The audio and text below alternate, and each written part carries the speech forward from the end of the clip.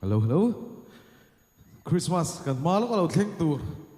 Lom nan Christmas chi bai ka buk vek chewa. Christmas la sang o.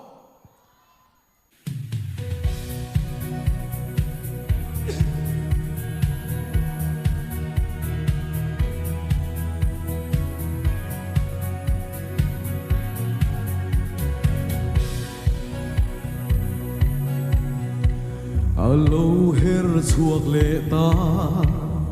signi eng moi no ri ria chan dam tu pian cham pha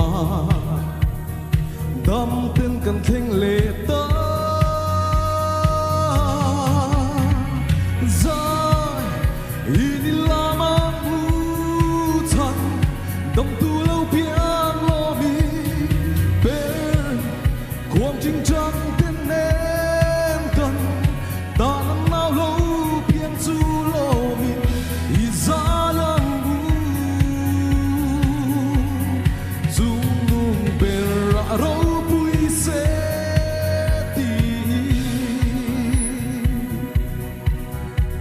Apian na tloma se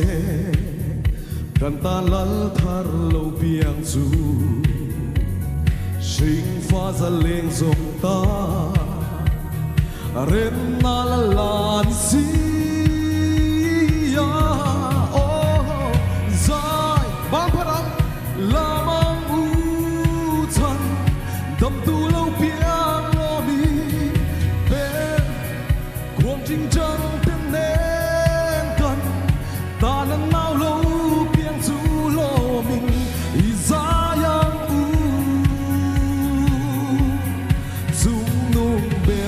ro pui se ti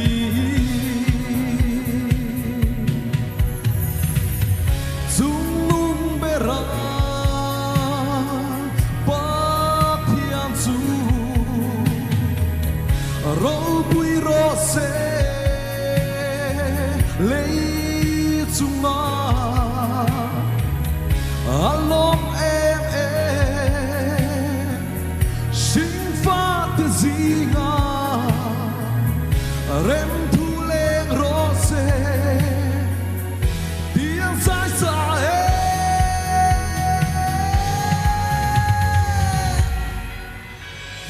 zai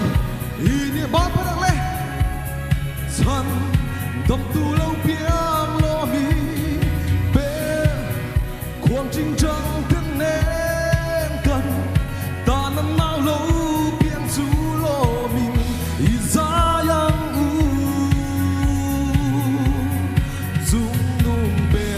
ro pui se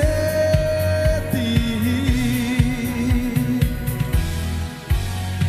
zai in lamang u chan dam tu lo piang lo mi pe kuang ching chang ten nen kan ta nan mau lo piang chu lo mi i za yang u ro pui se